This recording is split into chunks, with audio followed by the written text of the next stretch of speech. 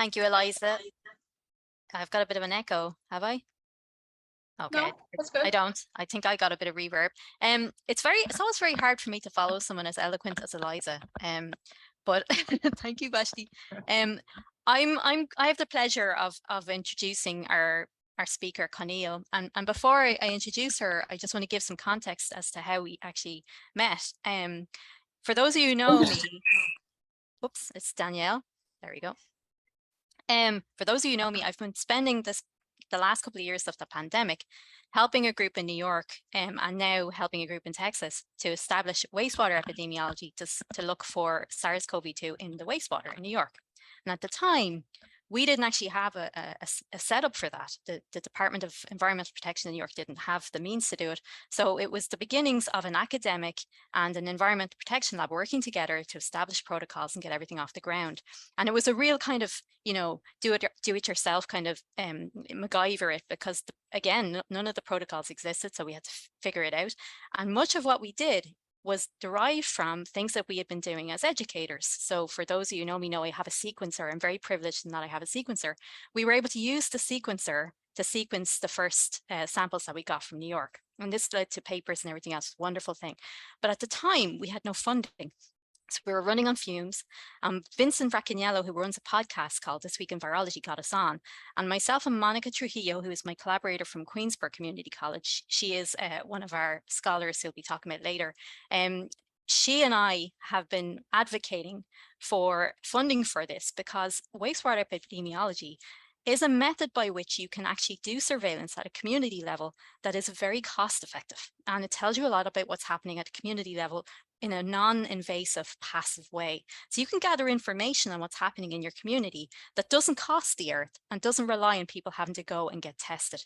So it's a hugely beneficial alternate way of doing surveillance at scale in a community that perhaps doesn't have access to the same resources that we have in New York and other places like this. And at the time, there was a lot of data being gathered that showed in the global south, there were very few groups that are actually capable, have the capacity, I should say, to do sequencing, not because they aren't capable, they all have the technical prowess.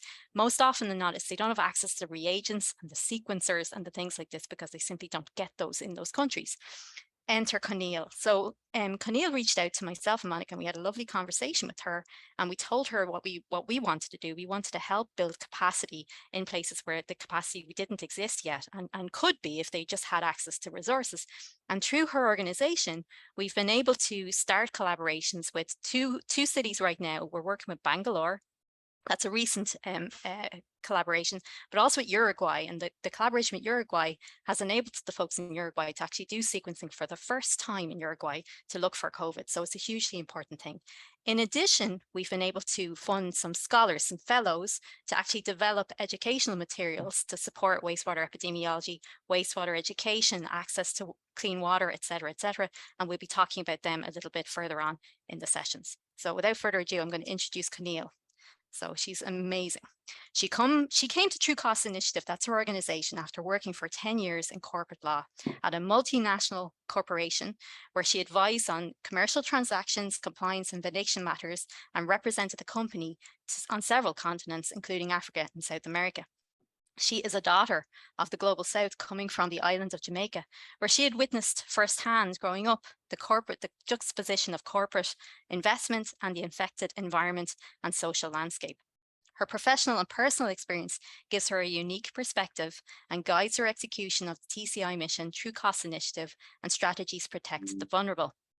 She's a board member of Edge Funders Alliance, which organizes within philanthropy to raise awareness and deepen understanding of the interconnected nature of the social, economic, and ecological crises threatening our common future. She also serves on the advisory boards of groups that work to ensure human and environmental rights, accountability of economic actors. Her degree comes from the University of Virginia School of Law, and her BA cum laude in government with a concentration in international law comes from Cornell University. She is admitted to practice law in Pennsylvania. And without further ado, Conniel, you're up. Thank you for being here.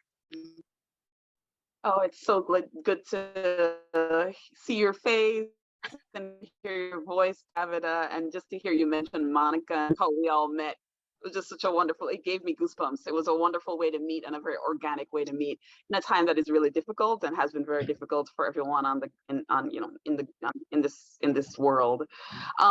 Greetings to the entire SENCER community. It's really good to see some of your faces and feel your energy. As Davida mentioned, I'm Conniel Malek, the Executive Director of True Cost Initiative, and we're an organization focused on advancing corporate accountability and strong legal systems globally. We feel that unfortunately, because of a huge corporate footprint, corporations are able to extract a lot of value from people in the environment, but the true cost, the detrimental and deleterious cost to the environment, to social infrastructure is really being borne by people, and we want to rebalance that.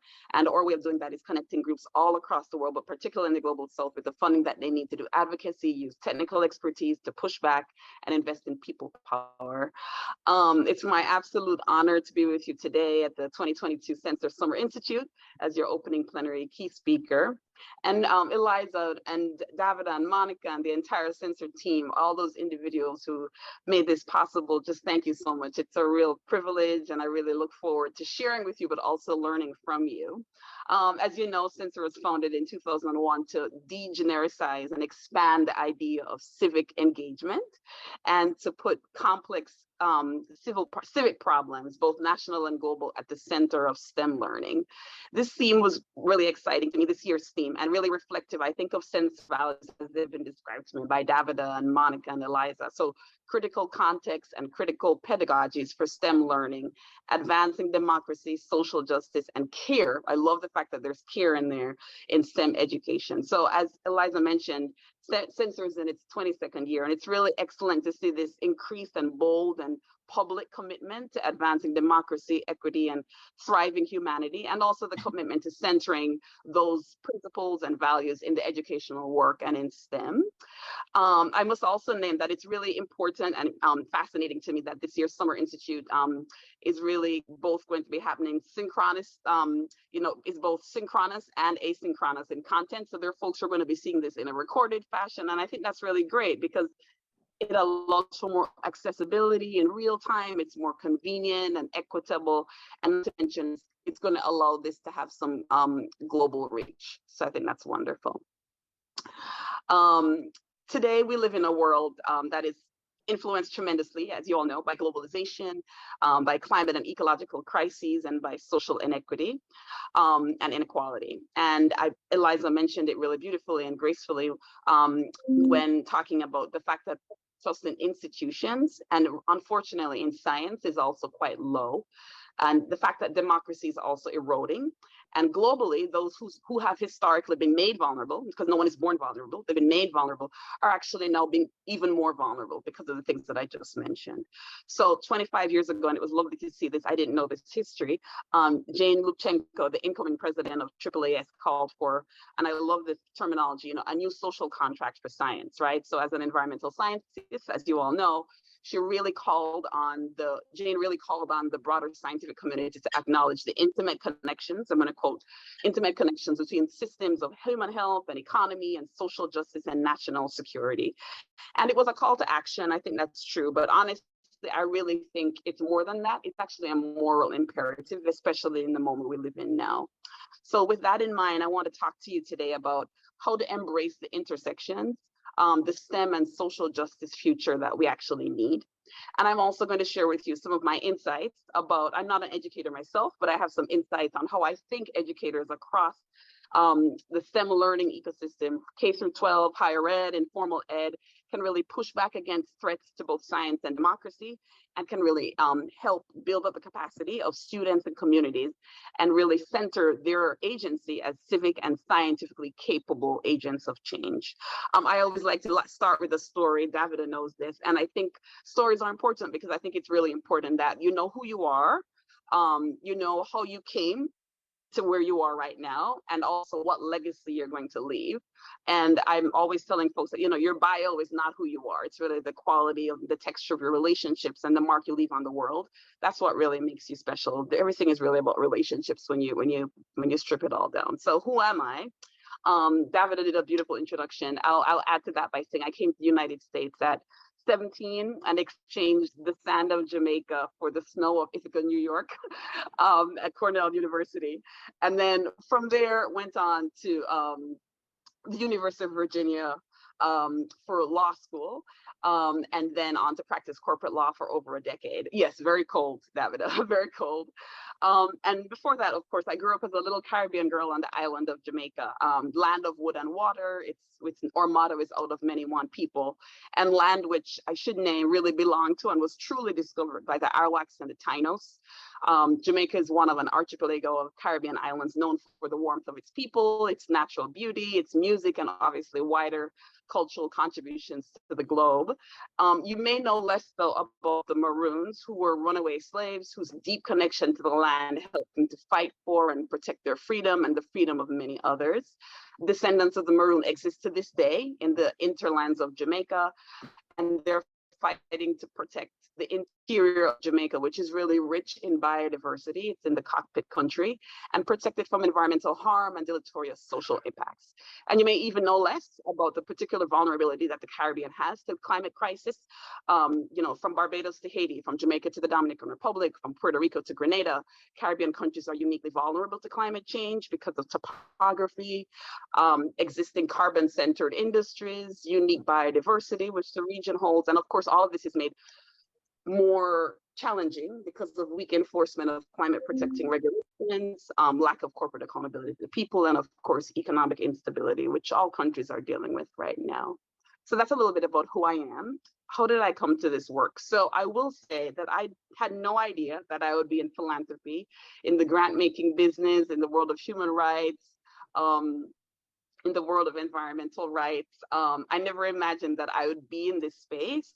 I practiced corporate law for 10 years at a large multinational, as Davida mentioned. And in 2016, I was asked to just transfer that knowledge and my understanding of the law, understanding of the corporate world, and my passion for protecting the environment and regions of the world like the Caribbean, just transfer that knowledge into the field of corporate accountability. And I said yes, without knowing much about this space, without knowing much about corporate accountability, at least from the perspective of human rights and environmental rights, and just built True Cost Initiative from the ground up and was its first employee. And I'm really proud to report that right now we are a significantly larger team, and we have a team of all women and all women of color, which is really unique in philanthropy, but also really unique in the nonprofit space. And so just kind of stepped into a world where I knew little about, and I had some trepidation, as you would expect. I think healthy trepidation is always good. But I did have certainty about one thing. I had certainty that the world of law and human rights and social justice and environmental protection and corporate accountability were inextricably connected, which I believe Eliza pointed to, and that it was really my responsibility to use my talents in the services of those who needed it most. So right now, in 2022, I'm now standing with advocates and partnering with them and leading a team of incredible women who help push the field of philanthropy and human rights to get out of its own way and really invest in people's power and agency to advocate for themselves and for their environment. And I work to disrupt traditional philanthropy with how TCI approaches grant partnerships. As a team, we work to approach the intersection of science and human rights and social and racial justice in a way that we think is unique and necessary. And as I mentioned, I do so with a team that I think really reflects the rich talent pool and commitment to environmental and human rights that the world has to offer. So the third thing I asked you to think about was, and I think everyone should think about this. So who am I? How did I come to this space? And now what legacy do I hope to leave? I hope to leave a legacy as a recovering corporate lawyer who found her niche and found her people in the fight for corporate accountability, human rights, and environmental rights. I also hope to leave a legacy as a champion of the Caribbean and other islands and regions of the world who are really suffering in a time when environmental justice is real and challenging. And those places seem to be ignored in the new climate crisis awakening, unfortunately. And I really hope to build a legacy of organizational ethos and philanthropic ethos with its relationship first. And I'm striving hard to build that within and with my team at TCI and amongst our various global partners. And also it's important, I believe, to leave a legacy that helps change people's perspective on who is an expert. I'll talk a little bit about that. And it was referenced earlier. We really need to think about who's an expert and who do we imbue with the authority of being an expert, and how closed or how narrow is that definition of expertise. I think it's also important to me to leave a legacy that highlights the invaluable contributions of Black, Brown, Indigenous, and other communities who have traditionally been marginalized across fields, inside STEM, outside STEM, and making sure that those communities and groups are valued and are compensated and also given the acclaim and support that they deserve. I really hope to leave a legacy about really lifting up the next generation of lawyers and scientists. So I'm a lawyer by training, and I'll always be a lawyer at heart, but I'm sitting here with you at a SENCER Institute, right? Because I really think it's important to really think about how science and law and economics integrate and really contribute to the strengthening of the human rights and environmental space. And really the final thing is I'm hoping that I can help leave a legacy that helps you all embrace your own legacies and name them, because what else are we here for if not to support and lift each other up? So I believe in a few really important things. I think transitions are good. You saw the transition that I made from the corporate space into this space. I think stepping into intersections is better. And I think embracing intersections is best. I told you my story, not because it's particularly unique. I think there are people all across the globe carving out new paths and for merging their passion with their purpose. But I told you this story because I think it's really important for you to imbue your students and the folks that you come into contact in the SENCER world and in the STEM learning ecosystem from K-12, higher ed to informal ed, to really acknowledge and embrace how work intersects with other fields. And it's okay when we don't know something. It's okay to push boundaries. It's okay to embrace the unknown, to try something new. At its core, I think that's really, really important. We really have to pass that along to the next generation for sure.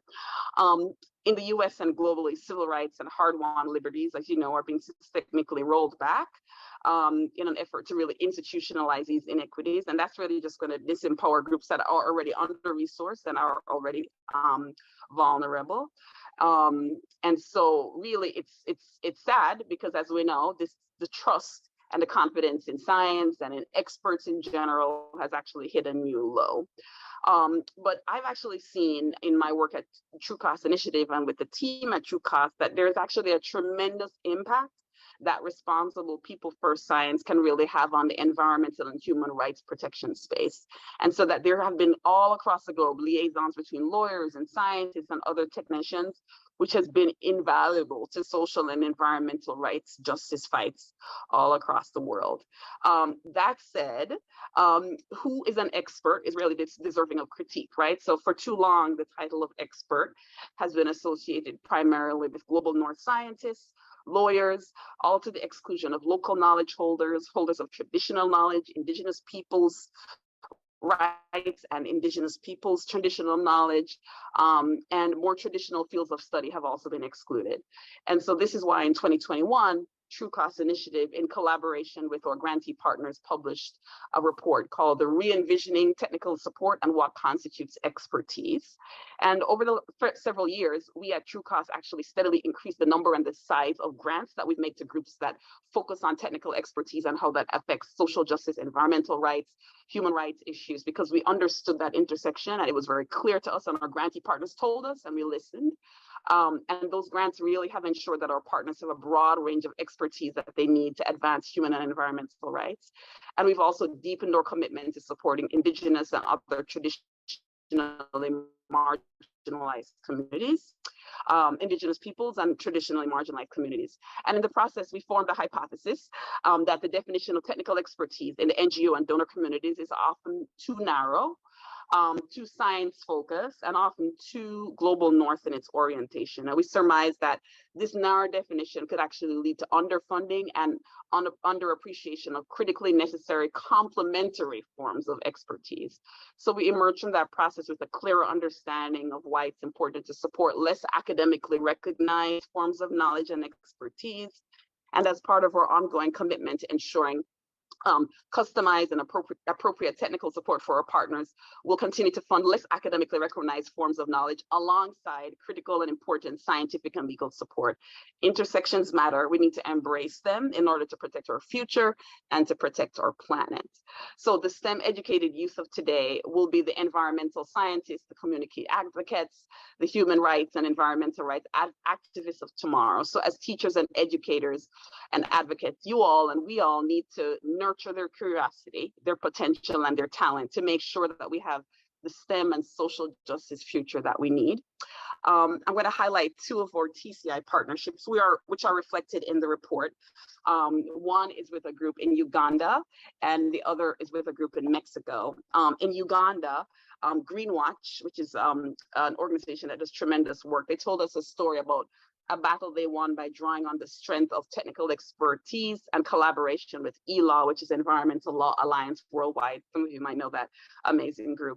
So the government of Uganda was proposing to use a toxic herbicidal poison known as 2,4-D to control the growth of invasive water hyacinth that was spreading rapidly in Lake Victoria and threatening local fish populations and having damaging effects on water travel. So with ELAW support, Greenwatch was able to source scientific information about the negative impacts of this toxic herbicide, presented at a public hearing when discussing the government's plan, and then using that data to mobilize community opposition to the use of the chemical. So their success in organizing the community, combined with the use of compelling data-driven information, ensured that they were successful in convincing the government to use a safer combination of mechanical and insect controls to address the problem of the invasive water hyacinth. And it demonstrates, I wanted to let you know, it demonstrates not only the potential of leveraging scientific expertise and data, but also the importance of complementary local expertise. And it also highlights the importance of national solidarity, right? So Greenwatch made it clear to us when we wrote this report collaboratively with them that it wasn't just the technical and the legal support that made the difference, but in pushing back on the government's actions, but it was a sense of palpable international solidarity that they get, that local advocates had. It gave them the courage to oppose the use of these pesticides. The next story or partnership I'd like to highlight for you comes from Mexico. This is another TCI grantee partner, also reflected in our 2021 report.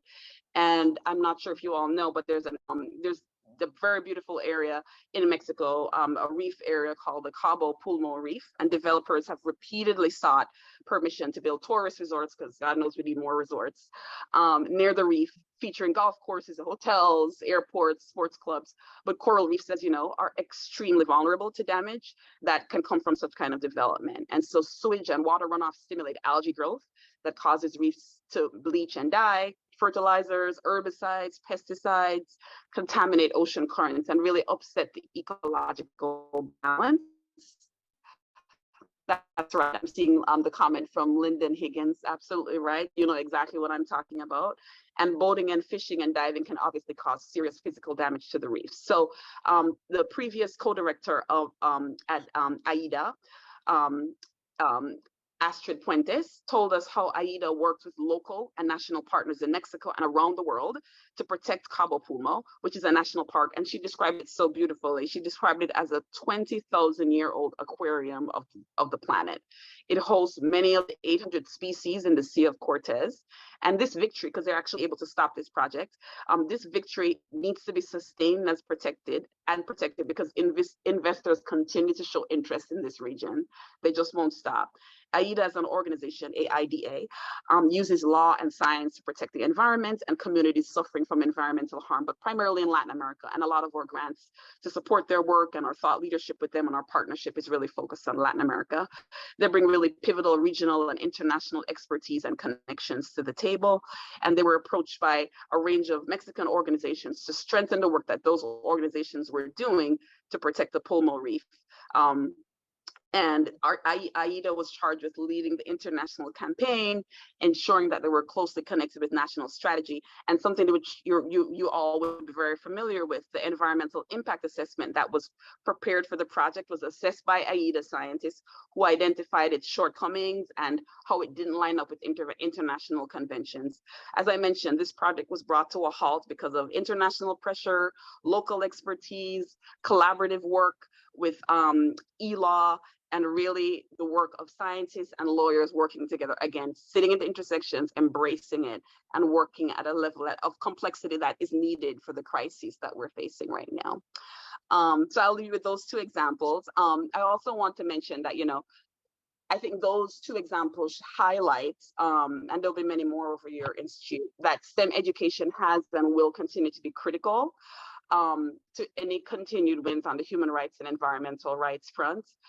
So how can educators across STEM learning ecosystems really engage with students and communities as civic and scientifically capable agents of change? I think there are a few things, all right? So the range and the complexity and interrelatedness of the pressing problems are very apparent. So that means that the future needs to look different. STEM education has to look different. So we know that human impact on ecological systems has led to an existential crisis. So that means that the acknowledgement of that truth, capital T truth, needs to be at the center of STEM education today and also tomorrow. Students, scholars, lifetime learners, which is how we like to describe ourselves at TCI, need to be told and need to know that intersections are real, that these crises are real, and that the urgency is real. I see that we have two amazing recovering lawyers. It's good to see that. We need STEM scholars to see civic responsibility as inherent to civic engagement. Scientific inquiry and practice must have this built-in responsibility to environmental protection and commitment to human rights, and necessarily needs a national and a global perspective. And we have to encourage everyone in the STEM ecosystem to think differently, to think expansively, to think intersectionally, not to shy away from social justice issues because that's just not STEM. To be honest, STEM is everywhere and everywhere is STEM.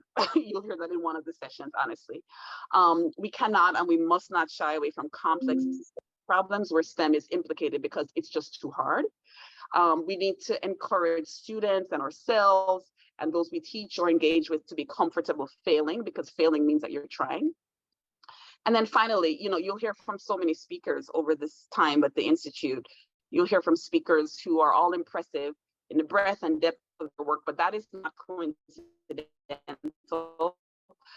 Eliza and the SENCER team have put a lot of time and effort into pulling them together, and all the speakers represent scholars and leaders who represent SENCER ideals. They're trying to advance equity, social justice, social responsibility, and human well-being. And they're all doing this through research-based policy, advocacy, and teaching. You hear several of the sessions, I'm sure you already looked at them, but some of the ones that stood out are, how institutions of higher education have a responsibility to students to be engaged as participants in evolving democracy, to first-year STEM curriculum co-create Native communities in culture, values, and social justice concerns of contemporary Native American peoples and Indigenous peoples, to women in STEM, to teaching plant biology through social justice lens, just a really rich curriculum. And I'll end by saying I encourage each of you in this STEM learning ecosystem, K through 12, higher ed, informal ed, scientists and educators, to boldly embrace these intersections and to use who you are, how you came here, to tell your story and connect with others in your field and more generally. But also, and perhaps most importantly, to think about what legacy you hope to leave, what will you be remembered for, and let that influence and inspire your work. And there's no doubt in my mind that you'll all do that, have the ability to do that. This is a really august group and I'm privileged to be in it. But not only the ability to do it, but you have the will to do it. Thank you so much for having me. And Eliza, I'll turn it over to you.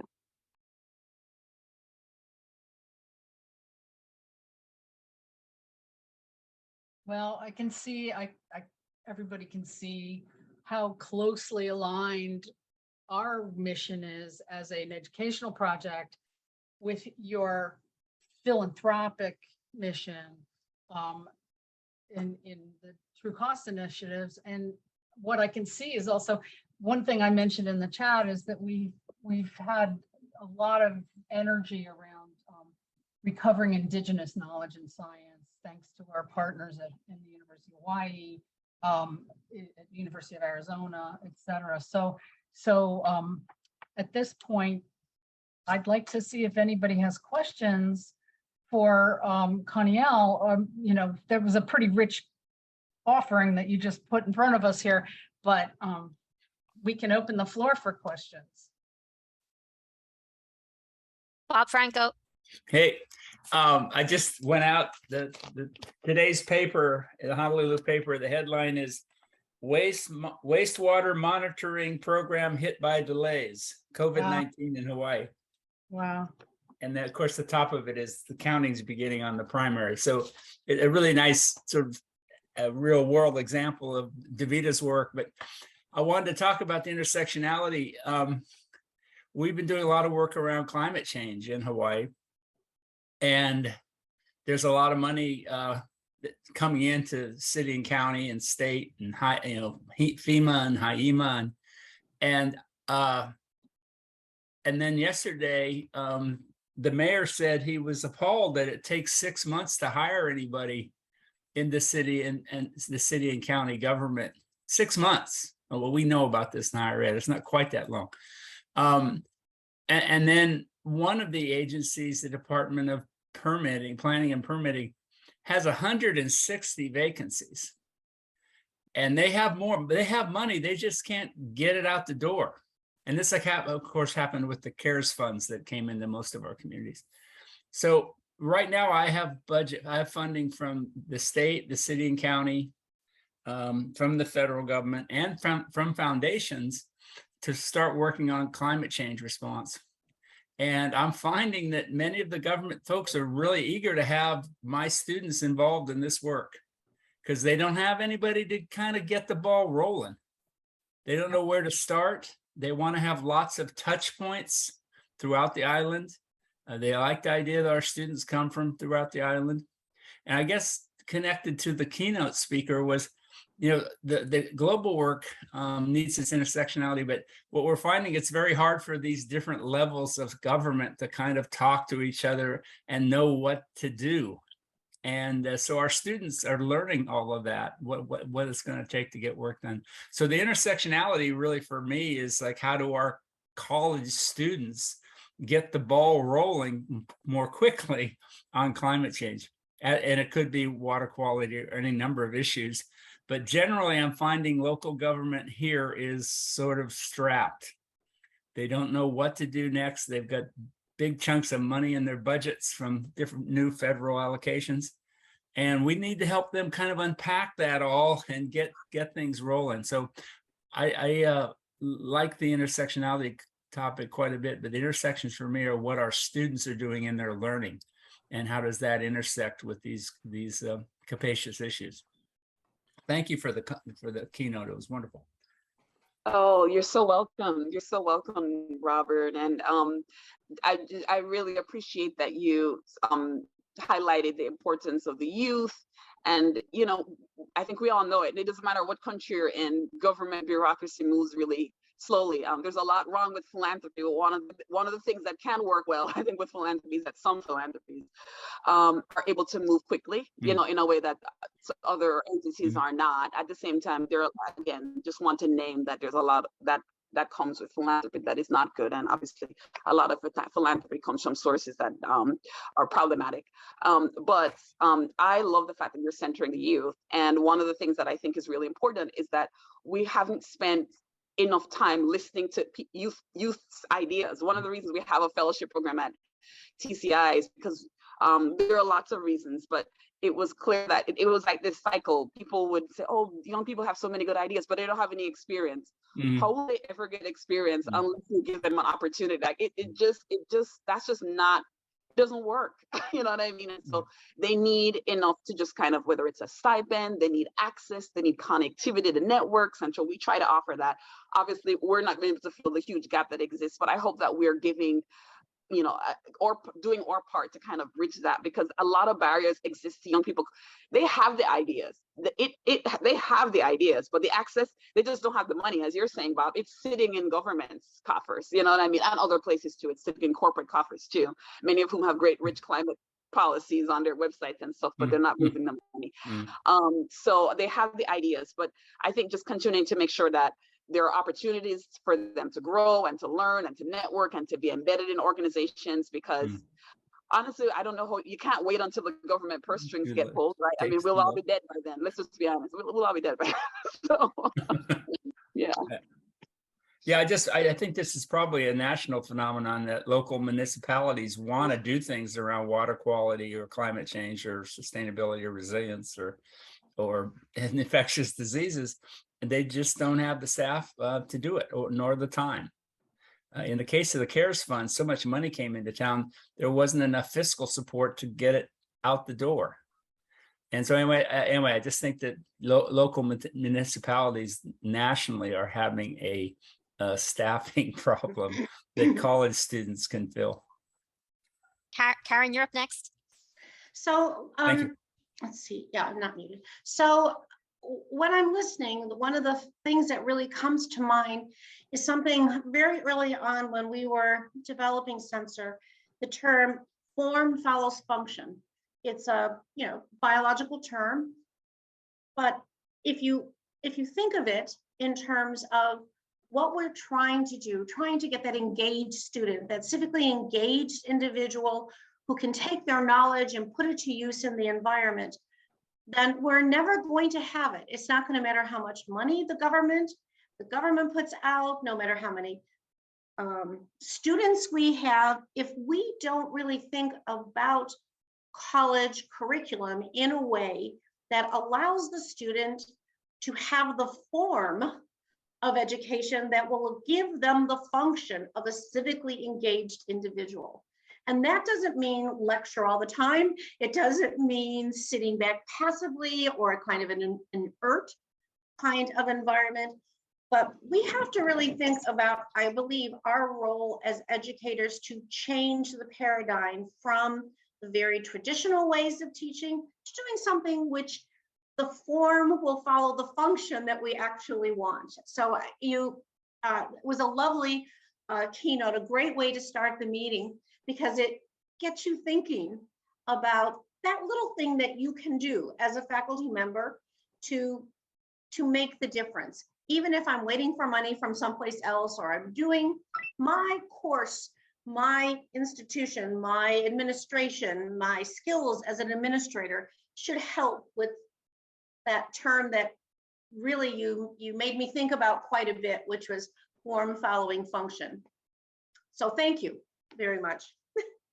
Oh, you're so welcome. You're so welcome, Karen. And I think you put that really eloquently. And I love the idea of thinking expansively about how people learn too.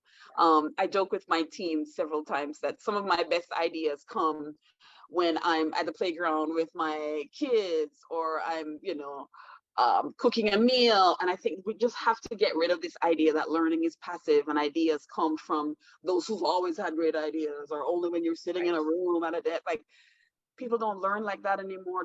Quite frankly, I don't think the best ideas come out of those environments. So I don't have all the solutions to what you mentioned, you know what I mean? But I think it's out there, and this idea of thinking about how to educate the next generation of students in a different way, because we need it. We're living in a different world, so education has to be different. You know what I mean?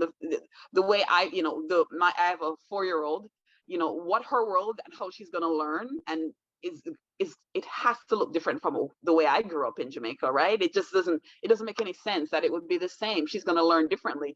A lot of her learning is going to include swiping, you know what I mean? And that horrifies me, but at the same time, that's going to be part of her learning. How do we make sure that she's swiping for good, that the swiping is really working with form and function and civic engagement? You know what I mean? Like, not fighting it, but really embracing it and utilizing it in a way that really makes a lot of sense. I really appreciate that. Thank you.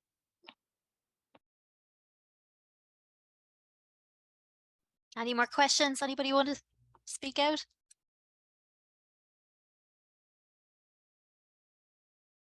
Azam, are you going to speak? I saw you turn your camera on there. You okay? I was just going to say, I'm going to put Nazarene on the spot and, call you out there and say, did anything jump out at you for your project, and any parallels you might find for your project with TWU? Obviously, I can tell you're lining up Conniel as a speaker for your students in the fall. Hi, thank you. Thank you for great presentations. That was amazing. I was trying to take some notes. I think we will be talking about this a little bit later. And of course, Davido connected us to Healthy Building Network, HBN, which I saw also Bill, I think somewhere in the audience. And what TW trying to do is we're trying to move toward green chemistry. So trying to change our chemistry labs more like environmentally friendly and kind of responding to environmental justice and how the underrepresented students are the ones actually getting hurt and they're not benefiting from environmental injustice. And as part of our collaboration with HBN, we are hopefully soon start using their network. They have a Ferrous database that they look at the chemicals and they have a list of their toxicity in various platforms. And one of the plan is to use their database for our students to learn toxicity of the chemicals, but also see if we can contribute to the database.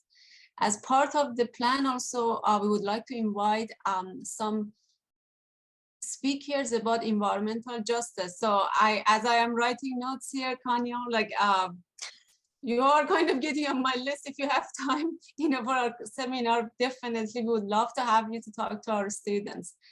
And I'm gonna stop there. Thank you, Davido. You're welcome. Wonderful. No, that's okay. Put you on the spot. I'm here. Thank you, Nazarene. It sounds like you're doing incredible work. Thanks, David. Thank you. Looking forward to work with you and hear more about the amazing things you are doing. Eliza gave a shout out to Brian Dewsbury, so you're all going to have the pleasure of listening to Brian speak as well. And he's a hero. A hero doesn't even cover. I adore Brian. I think he's a marvel. But he does a ton of work to kind of reposition how we even see education, period. And he would really love the idea of reevaluating the experts, that message that you all were making about what is knowledge, where is the value in what we're learning, and who has access to it, and who do we see as the teachers in our communities. He's been doing a deep teaching institute.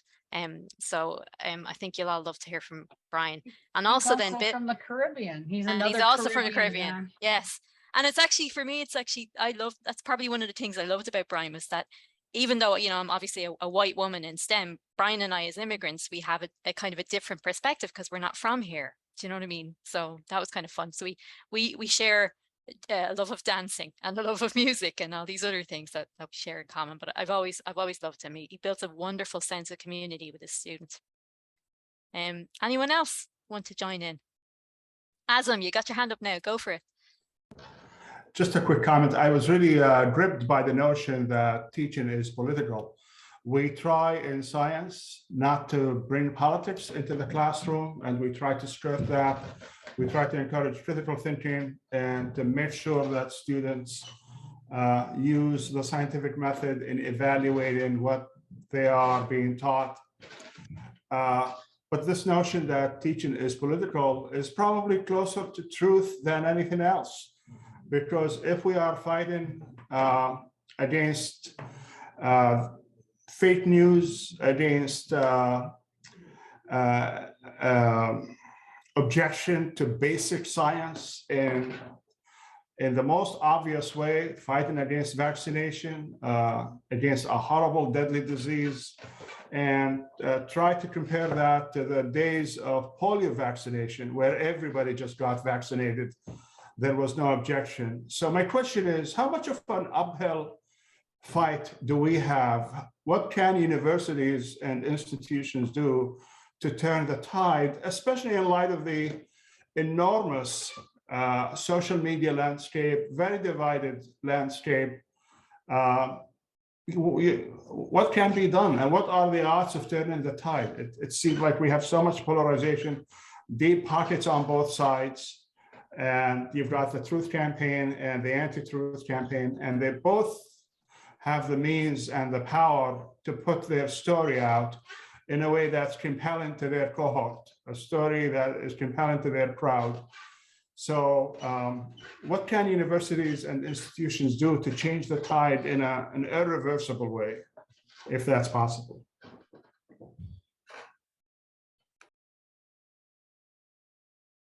Who's going to answer that? Haha, that's the big question, isn't it? The fundamental question. Conniel, what's your thoughts on that one? We'll let you take a bash at it first as a speaker. Oh, sure. I'm happy to chime in just a little bit. Admittedly, I'm not in the university world, but I do feel like you mentioned earlier the importance of, you don't have to, it's not always about being right, but this idea that science going to be neutral, I think it's very, very dangerous. You know what I mean? Like there are facts, there is baseline science, and you mentioned many of the examples, whether it's anti-vaccination, etc., that are really eroding, some very basic things that we know to be true about science. I think universities also need to be really intentional and purposeful. It may seem small, but it is not small at all in who they bring in to educate their students, right? So I think one of the things that you can do to change the tide, etc. I think people might overlook it and say, oh, it's going to take too long. It's important because it will take a long time. Who are your professors? Does your faculty reflect the students that you have in your community college? Does your faculty reflect, the traditionally marginalized communities, that are trying more and more and are actually occupying many more seats at universities, right? What universities are going to look like in 10 years is going to be very different from now. I think another thing that universities can do, we all know about the expanding way in which, I see some other comments there, David, but the expanded way in which we have to be thinking about who has access to university. I am horrified about what university is going to cost when my 4-year-old goes to college, because a new solution is needed. And I think it's easy for people to think, oh, that's systemic, it's too far. If we don't even try to tackle those things, no matter what no matter what speakers you bring, it won't matter, because who gets access, who is the gatekeeper to university is going to be very limited, very prescriptive, and so those folks have more access to make decisions. You know what I mean? Like it's like a domino effect. So I think there's some things that universities can do that are actually not around the margins, but are really about the drinking water that they can try to influence.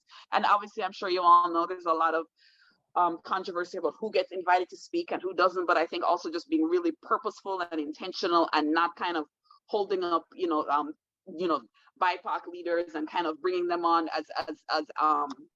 as symbols, you know what I mean, but truly integrating them into curriculum in a very intentional way. The way that I've seen Davida and SENCER do, I think things like that really change the tide. They change the water, you know what I mean? And so those are the things I tend to look to, because I don't think there's not a magic wand that's going to do it. I mean, this is just so ingrained and so problematic. It's gonna be a long haul. I continue to maintain hope, though. I really do. Yeah. Not to interject, but so I was just going to say that the idea of science being politically neutral is a relatively recent idea. It did not hold prior to World War II. It was definitely not the case prior to World War II. So it's a post-war phenomenon, sort of ideological shift. Just a quick comment. Maybe better than the phrase truth here is to use the phrase evidence-based findings. That's really what I had in mind when I was speaking earlier on. The biggest concern I have is the folks who are cut out of the process. They are not part of the education process per se. Folks who live in remote communities, they're not part of the university experience.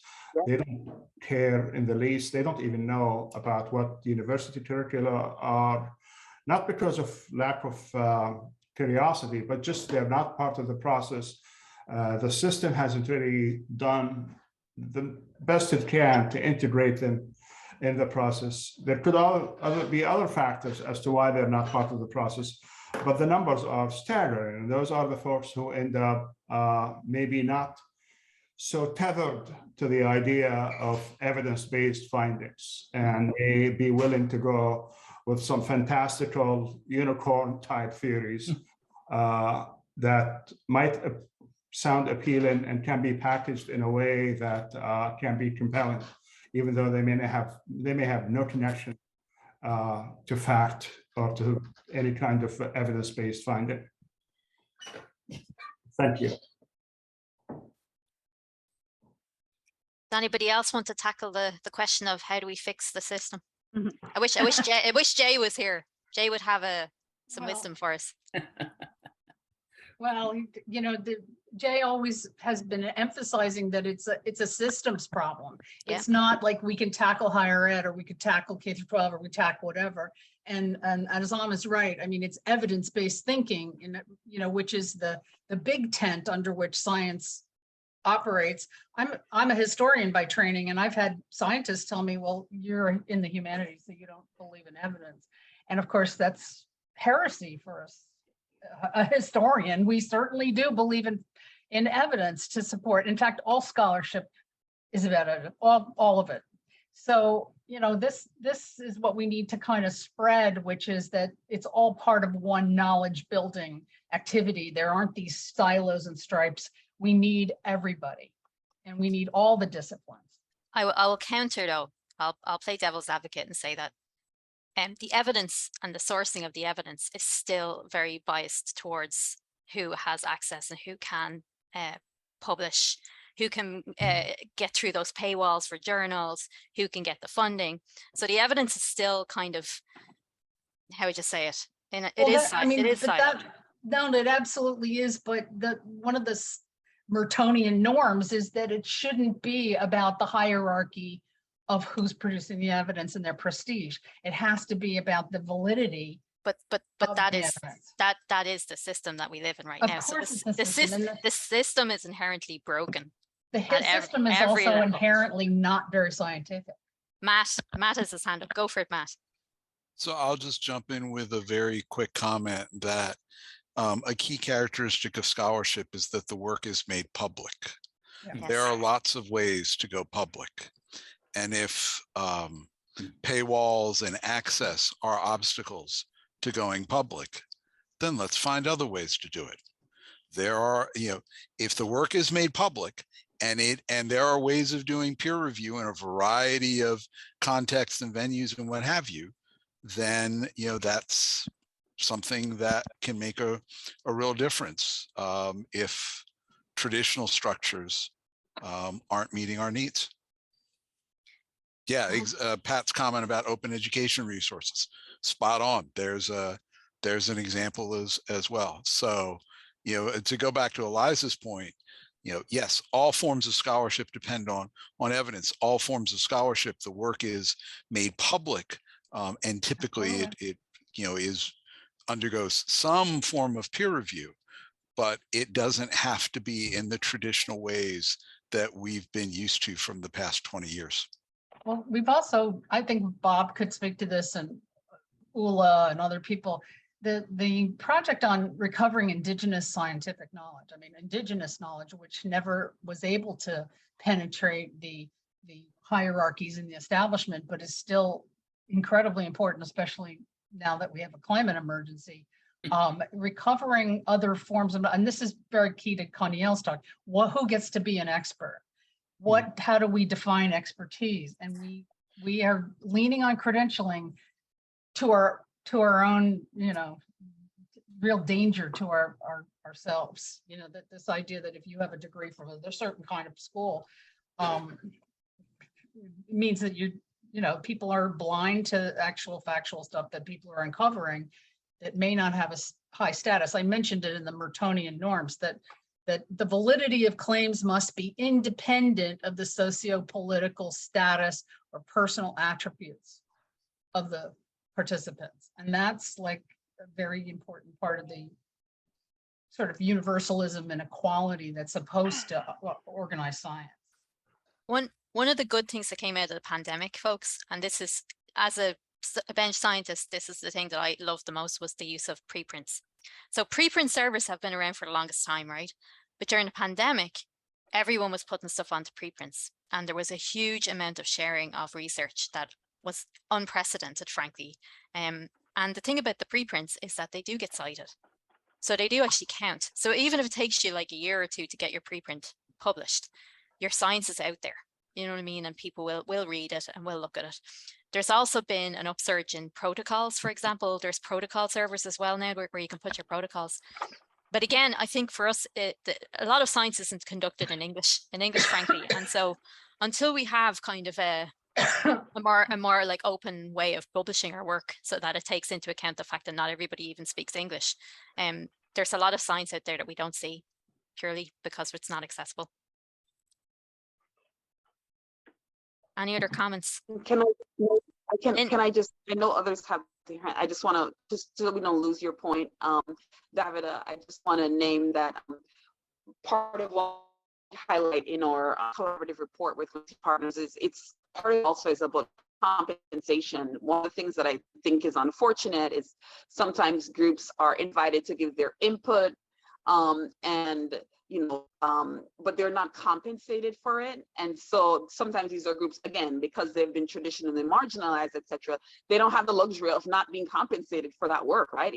If they are giving input on your paper, not considered in some way, whether they're getting name acknowledgement or something like that, it's taking away from the hard work that they have to do sometimes out there on the front lines to protect Indigenous people's rights, etc. So I think that's the point. I'm looking forward to meeting Brian at some point, but really thinking about things that just are easy to just forget when you just have blinders on or you're just kind of goal oriented. You know what I mean? Oh, we just need to make sure everybody has access, but maybe people need access at different points because the world is not equal. The world isn't equitable. You know what I mean? It just, yeah. Lyndon has her hand up. Go for Lyndon. Yes. Davida, what you just said I think is really important, but it also brings to mind something that was discussed at I forget which year it was, but Matt in his presentation, the time we had that fancy virtual university and people could evaporate in one place and show up in another place, was that the first year of the pandemic? Yes. Yeah, what was it called? Verbella? It was Verbella, yeah. Yeah, but Matt had a really nice presentation about the fact that preprints can be abused pretty easily because the media doesn't understand necessarily what it means for it to be a preprint. And so, yes, preprints are really important, but it's also, I think, beholden on the people who are putting their work out there and the people who are trying to interpret that work to make sure that they're really understanding and communicating what it means for it to be a preprint, what the conclusions really mean without the exclamation points and the quadruple sized bold font on the front page. Because a lot of the confusion, especially around vaccination, I think, came up because people didn't present their information in a comprehensible fashion. They tried to just let the science speak for itself. And frankly, the way most US scientists write papers, it doesn't speak for itself. It's incomprehensible to a non-scientist. So I 100% agree with you, Lyndon. And so what many groups are now bringing in is scientific communication training for scientists and working with media, frankly, because I've been burned from this. So again, by bringing it back to the wastewater stuff, our early work suggested, I'm not going to say there was no evidence for this. There was a suggestion that there might be an animal reservoir.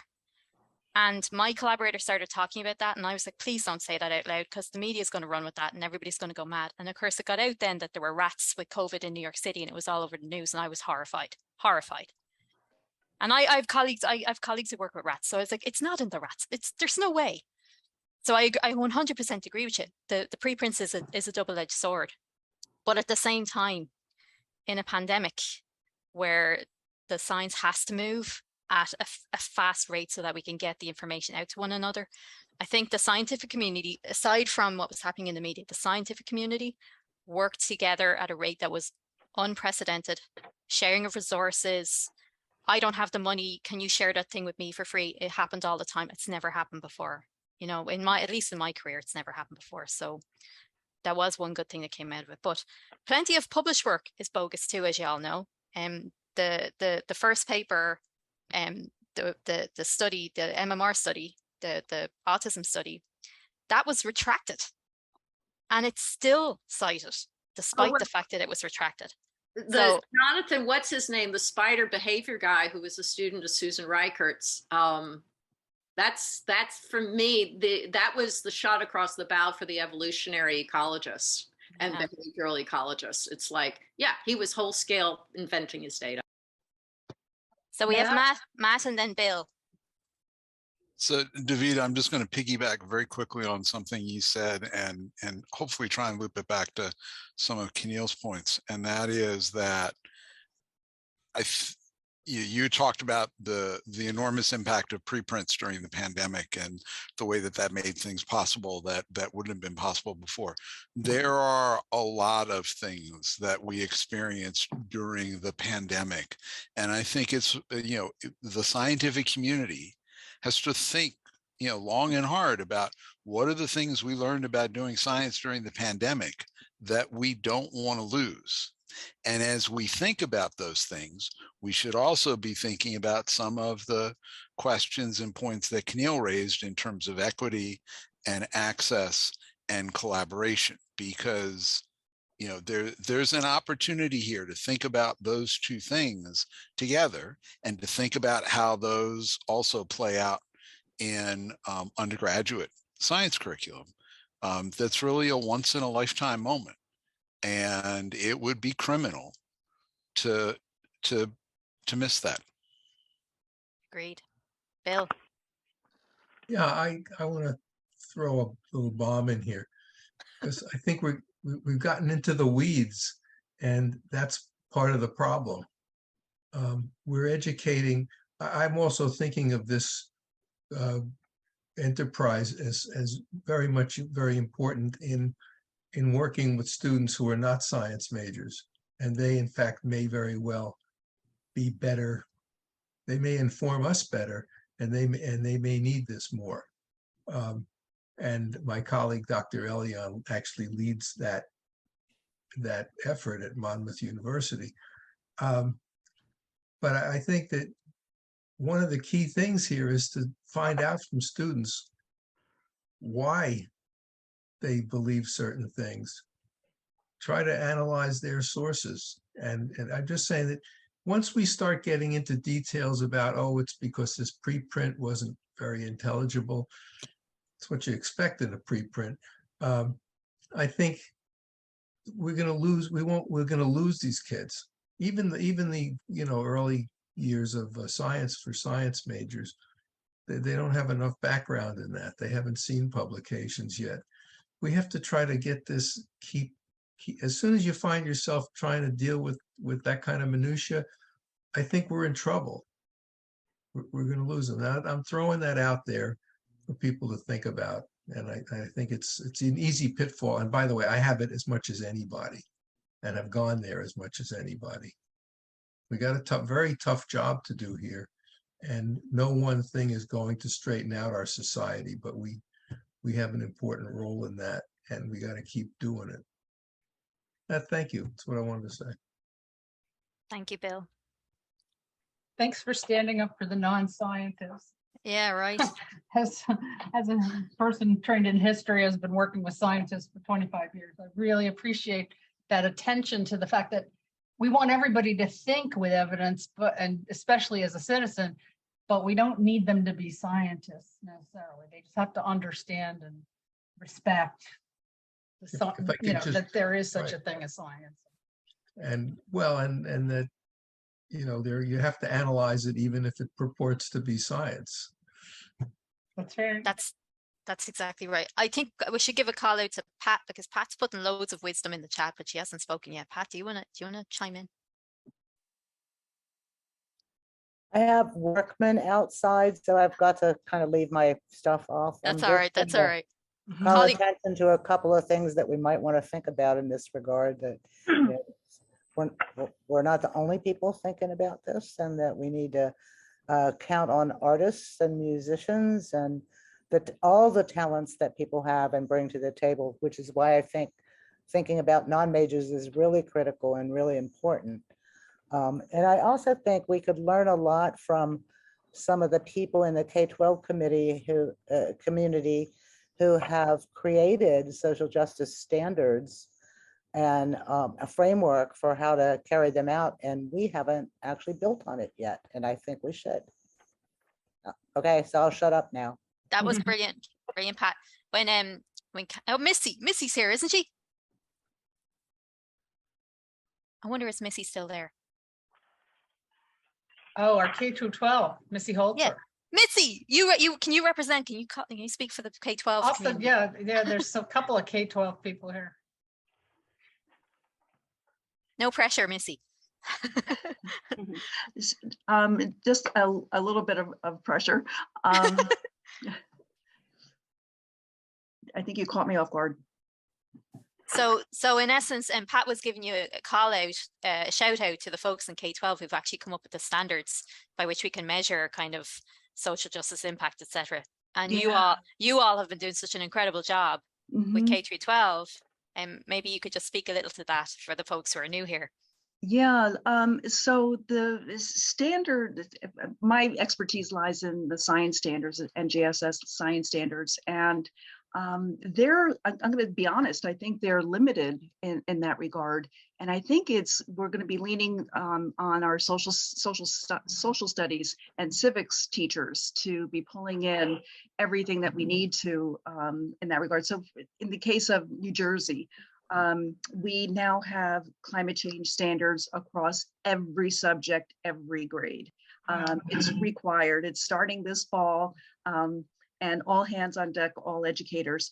And one of the components of that, one of the challenges of that is that, teachers have this perception that they wear a certain hat, that they wear a math hat, they wear a social studies hat, they wear a science hat.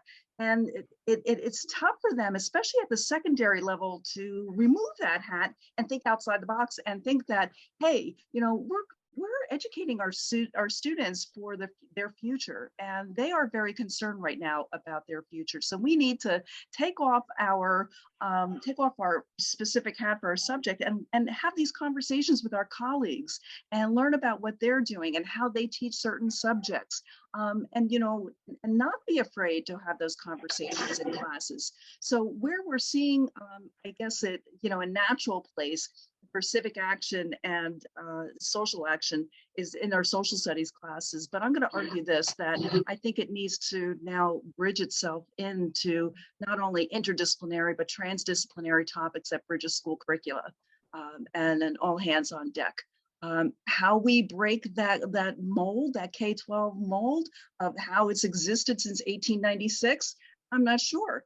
I think it's kind of the fight that we all need to fight. And, especially if we have kids, or we personally have kids in school systems, get into those board meetings and say something, have those conversations with educators and get them excited about what a curricula could actually look like. All hail Dewey. And really, it expounds upon what he professed almost 100 years ago. Or actually over 100 years ago. So I'll just plant that seed that, we're at the bottom. So when they get into college, our students get into the post-secondary, they would love, their eyes would just open. Just listen to the conversations we're having right now. Their eyes would open and the world is their oyster. Being around professionals such as those people that are gathered here today and in their courses. And so we all need to kind of be in this together, but I think the K-12, we need to do a little bit more. So, maybe us on the committee can, in this organization can work on that. That was really With your help. And David, if you don't mind, I'd love to just mention something that I think it was a combination of Matt and Bill. I think it's just a collaborative effort of really great ideas coming through. So I don't know who the idea came from, but this concept of just making sure, so this institute is focused on STEM, right? But STEM is in everything, but it doesn't have but it doesn't have to everybody doesn't have to be only doing STEM, right? So great STEM students are going to be STEM students who utilize the artistic part of their brains. This is not a perfect example, but I practiced law for 10 years and worked in TCI to develop a program focused on investing in the next generation of scientists.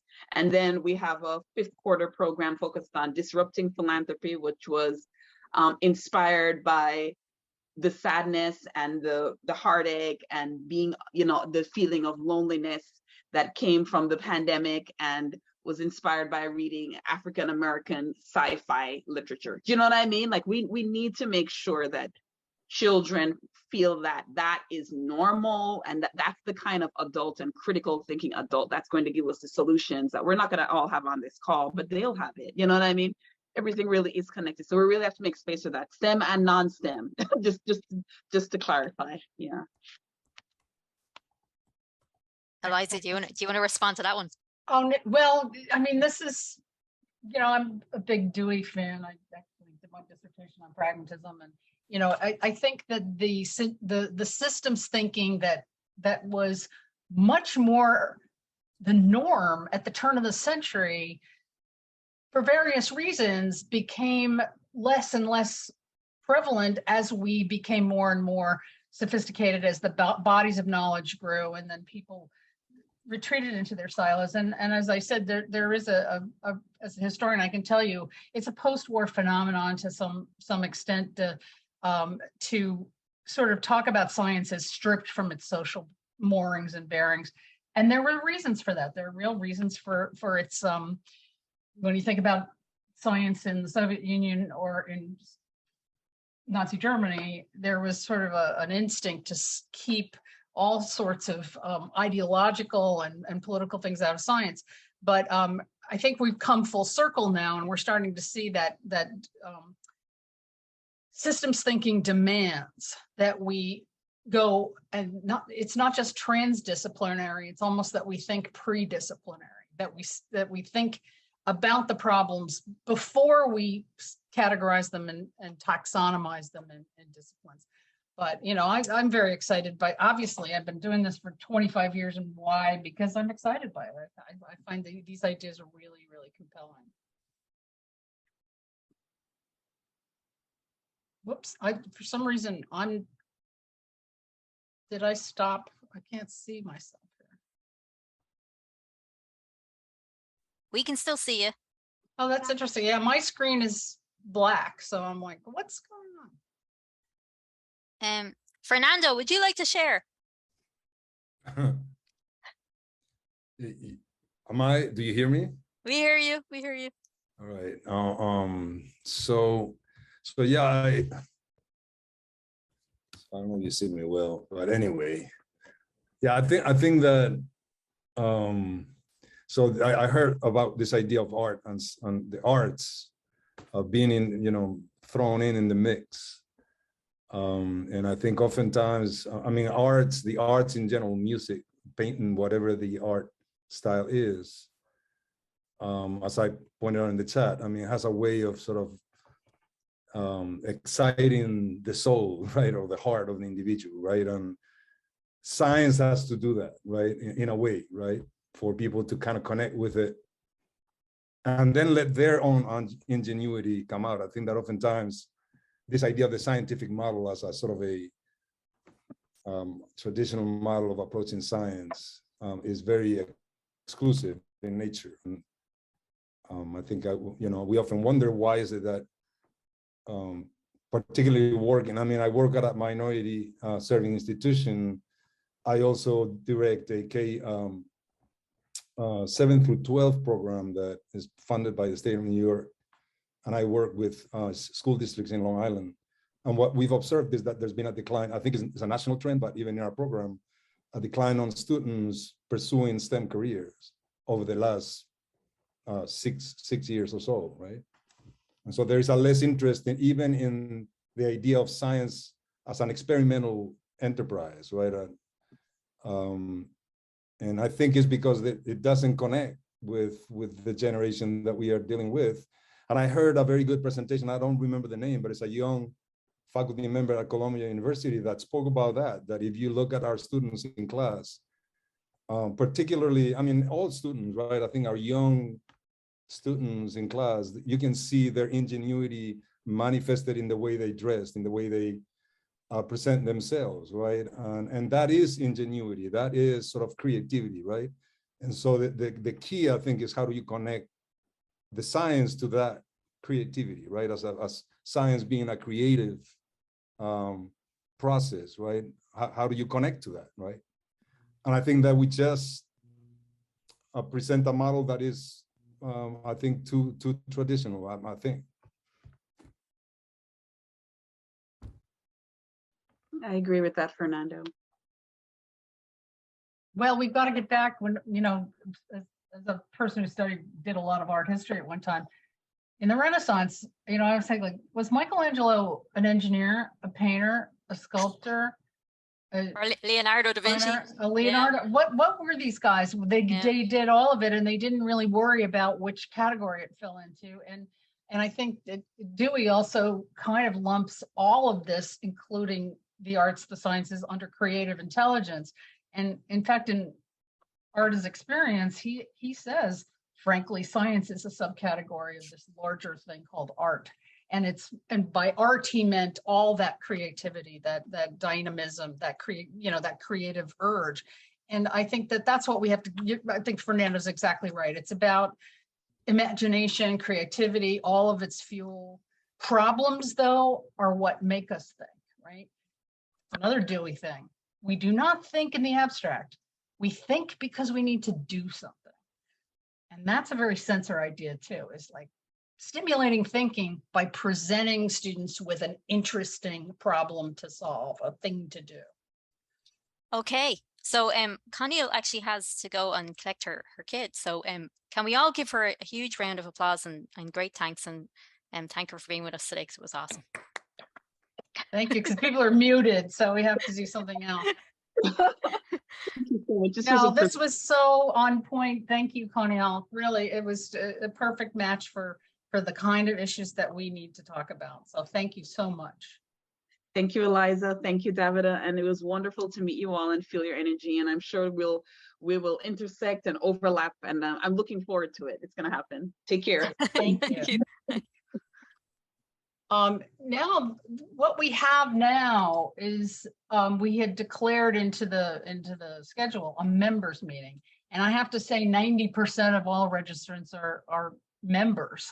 So basically, what we were going to do with this members meeting, organize for the future.